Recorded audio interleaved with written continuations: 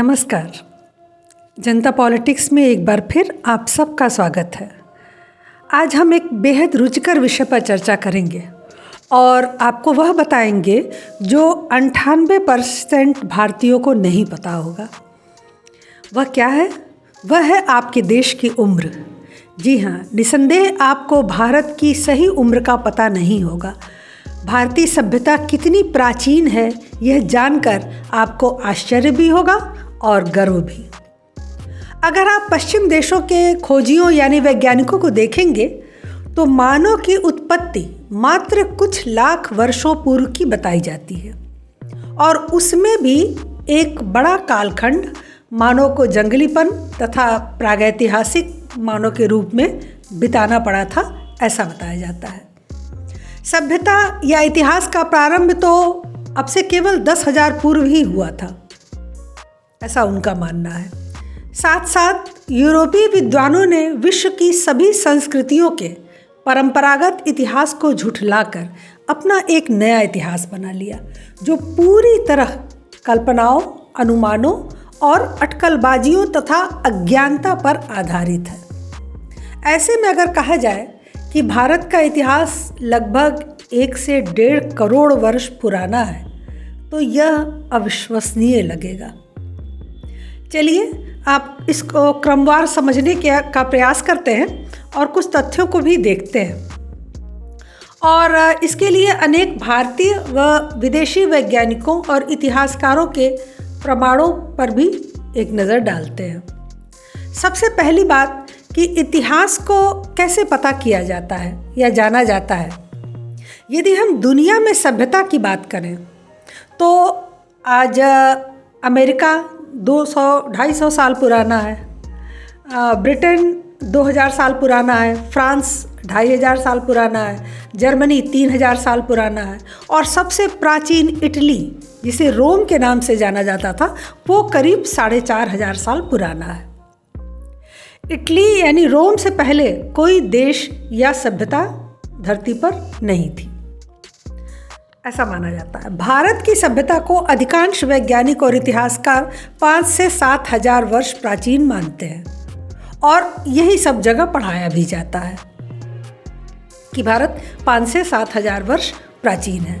अब अगर भारतीय सभ्यता की बात करें, देखें तो हम 2 चीज़ों से जान सकते हैं कि हमारी सभ्यता कितनी प्राचीन है।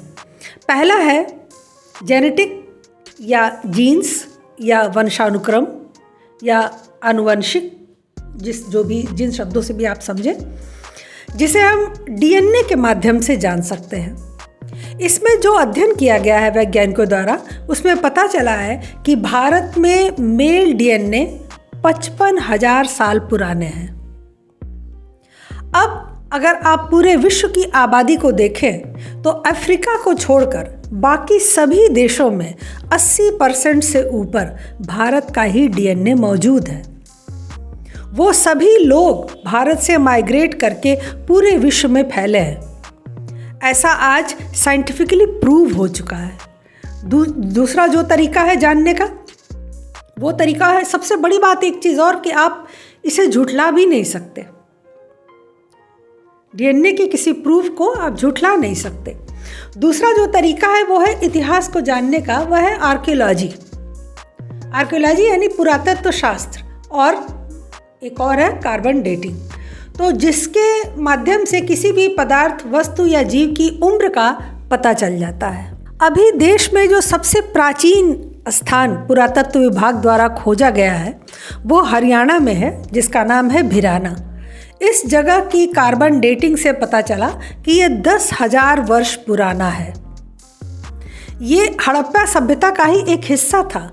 अभी ऐसी हजारों जगहें भारत में चिन्हित करके रखी गई हैं जिनमें शोध ही नहीं हो सका। मतलब अभी रिसर्च से ये और स्पष्ट होगा कि भारतीय सभ्यता कितनी प्राचीन थी। लेकिन 10,000 साल पहले पूरी दुनिया में न कोई देश था, न कोई सभ्यता थी, न कहीं लोग रहते थे। सिर्फ और सिर्फ भारत था, वो भी विस्तृत और अखंड भारत। अब सोचिए कि 1780 में जॉन स्ट्रेची ने कहा था कि भारत नाम का कोई देश नहीं है और 1853 में अपने लेख में कार्ल मार्क्स ने कहा था कि भारतीय समाज का कोई इतिहास ही नहीं है। जिसे हम उनका इतिहास कहते हैं वो वास्तव में निरंतर आक्रांताओं का इतिहास है, जिन्होंने वहाँ अपने साम्राज्य खड़े किए। इन नए उत्पन्न मूर्खों को कौन समझाए कि भारत का इतिहास क्या है और भारत की संस्कृति कहाँ तक है, क्योंकि उस समय भारत को दबाने और सपेरों का देश दिखाने की होड़ में ज़्यादातर लोग लगे हुए थे, और ये भी उनमें से एक थे। तो 55,000 वर्ष की थ्योरी अब डीएनए से प्रूव हो चुकी है, और डीएनए को कोई देश, कोई विज्ञान नकार नहीं सकता, क्योंकि यह एक अंतिम सत्य होता है।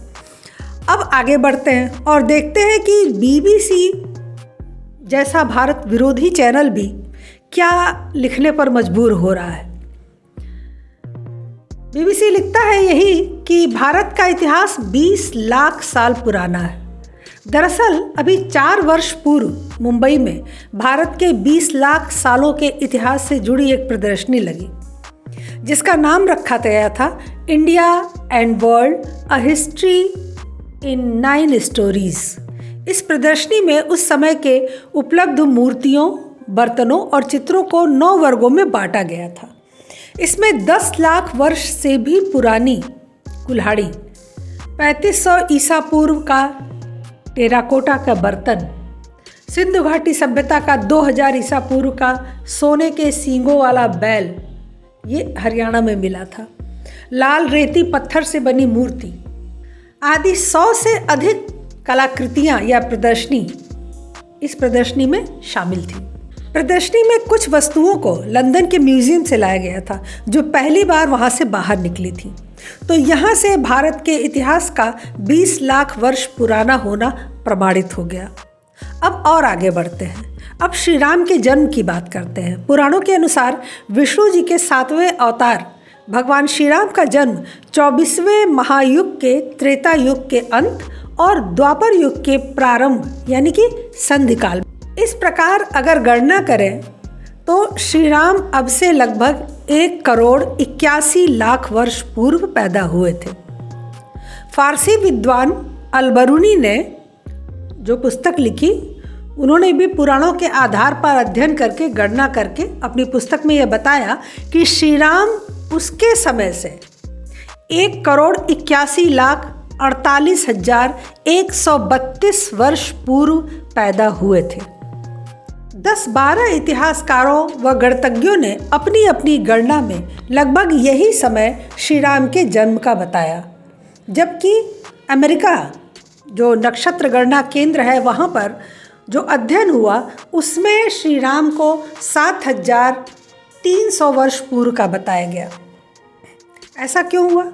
इसमें बस गलती यही हुई कि वाल्मीकि रामायण के अनुसार श्री राम के जन्म के समय जो नक्षत्रों की गति थी वो गति आज बदल चुकी है। उन्हीं नक्षत्रों का आज के खगोलीय आधार पर जब वो गणना करेंगे तो यह तिथि 1,81,00,000 वर्ष पूर्व की होगी। भूगर्भ शास्त्र के अनुसार भी देखें तो पुराणों में मानव इतिहास वैवस्वत मनु के समय से प्रारंभ हुआ, जो अब से 12,05,83,000 वर्ष पूर्व पैदा हुए थे। इस मनवंतर के प्रारंभ में प्रलय और मनु की नौका का वर्णन ये लगभग सभी प्राचीन सभ्यताओं में मिलता है। मनु के पुत्रों ने विभिन्न राजवंशों की स्थापना की, जिसमें मुख्य रूप से इक्ष्वाकु वंश ही सबसे ज़्यादा प्रभावशाली व समृद्ध हुआ, जिसमें सत्यवादी हरिश्चंद्र, सगर, भगीरथ, दिलीप, रघु जैसे प्रतापी और दानवीर राजा हुए। रघु के पुत्र अज, उनके पुत्र दशरथ और दशरथ के पुत्र राम, लक्ष्मण, भरत, शत्रुघ्न हुए। इस बीच में लगभग 70 मुख्य राजाओं ने शासन संभाला था। तो इन सबके शासनकाल का अगर आकलन करें और जोड़ें तो श्री राम का जन्म 1,81,00,000 वर्ष के करीब आता है। जीव विज्ञान के अनुसार रामायण में 2 बार 4 दांत वाले हाथी का उल्लेख किया गया है। एक बार जब हनुमान जी ने श्रीलंका में देखा, किले के गेट पर 4 दांत वाला हाथी, और दूसरी बार जब त्रिजटा ने अपने स्वप्न में राम लक्ष्मण को 4 दांत वाले हाथी पर चढ़ा हुआ देखा। जो लुप्त जीव विज्ञान है वह बताता है कि इस तरह के जो 4 दांत वाले हाथियों का अस्तित्व अब से 3 करोड़ 80 लाख वर्ष पूर्व आया था और लगभग 1 करोड़ 50 लाख वर्ष पूर्व ये विलुप्त हो गए। तो ये बिल्कुल सटीक आकलन है कि वो रामायण के समय में वो 4 दांत वाले हाथी थे जिन्हें देखा गया था, और वो 1 करोड़ 50 लाख वर्ष पूर्व जो है विलुप्त हुए, और राम का जन्म 1 करोड़ 81 लाख वर्ष पूर्व बताया जाता है। श्री राजू दीक्षित जी भी भारत के इतिहास के विषय में इसी तरह की बात रखते हैं। आइए उनके विचार भी सुन लें। आप जानते हैं भारत कितना पुराना है? नहीं मालूम। कम से कम 1 करोड़ वर्ष की बात कही जाती है। दुनिया के एंथ्रोपोलॉजिस्ट और सोशल साइंटिस्ट भारत के बारे में अब ये मानने लगे हैं कि ये देश हजारों नहीं, लाखों नहीं, कुछ करोड़ वर्ष पुराना है। और कुछ करोड़ वर्ष की जब हम गिनती करते हैं तो भारत में गिनती वहां से शुरू होती है जिस व्यक्ति के नाम पर इस देश का नाम भारत पड़ा, भरत। और भरत का जन्म आज से 8 करोड़ कुछ लाख वर्ष पहले हुआ। आज का नहीं है भरत, 2-5 हजार साल का नहीं। और ये पुराने शास्त्र जो हमारे हैं जहां पर ये कैलकुलेशन है, एग्जैक्ट कैलकुलेशन लगभग 8.5 करोड़ साल के आसपास बैठता है।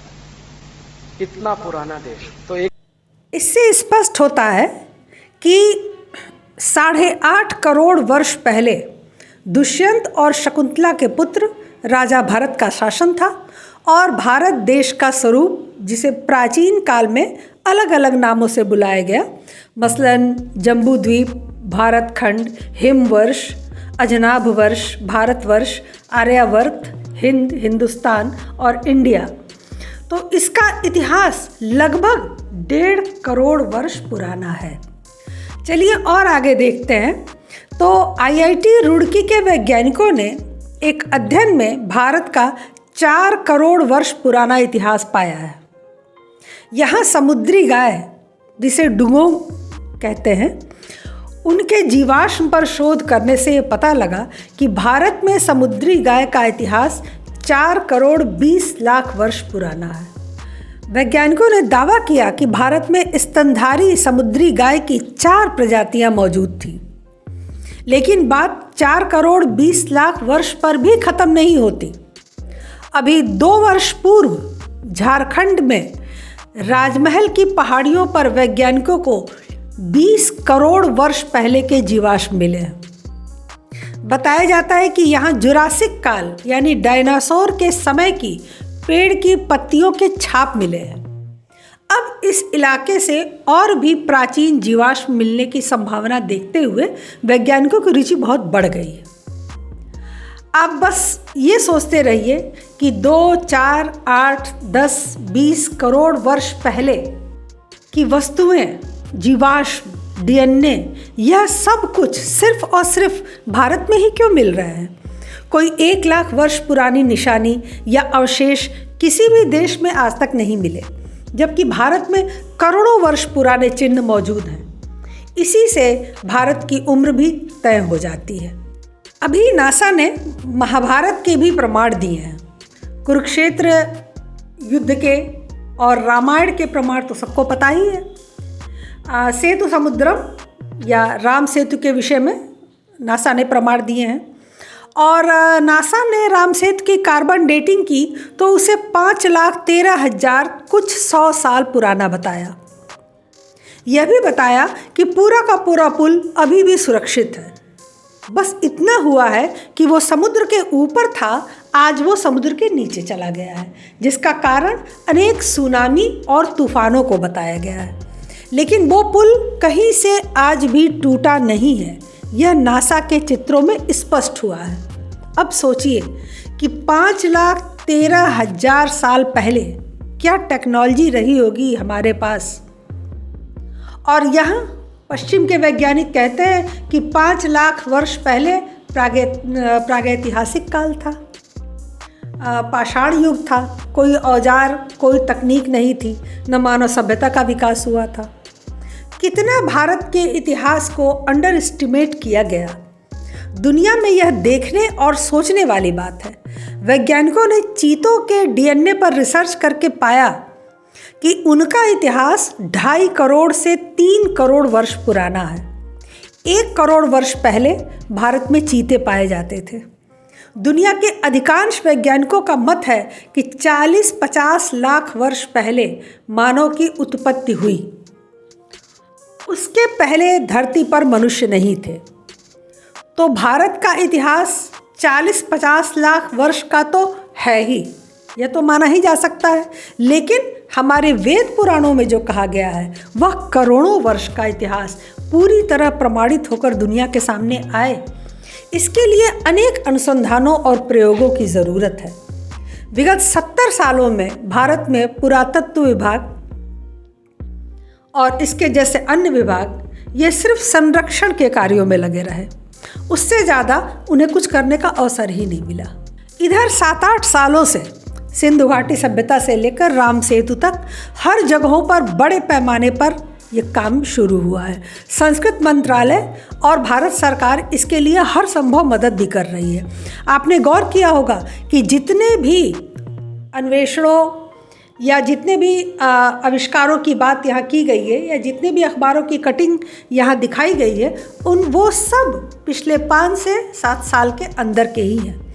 इस बड़े गैप की वजह से देश अपने आप को पहचानने से वंचित रहा, वरना 70 सालों में शायद अब तक हमारा करोड़ों वर्ष का इतिहास सामने आ चुका होता।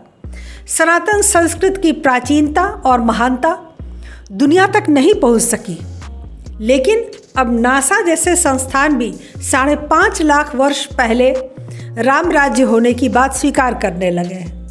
लेकिन तय है कि कुछ वर्ष और बीतने पर भारत के इतिहास के करोड़ों वर्षों का साक्ष्य सबके सामने होगा और दुनिया इसे स्वीकार करने पर मजबूर भी हो जाएगी। आज के लिए बस इतना ही।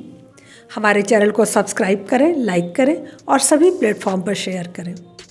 अपने विचार हमें कमेंट बॉक्स में ज़रूर बताया करें। तब तक के लिए धन्यवाद। नमस्कार।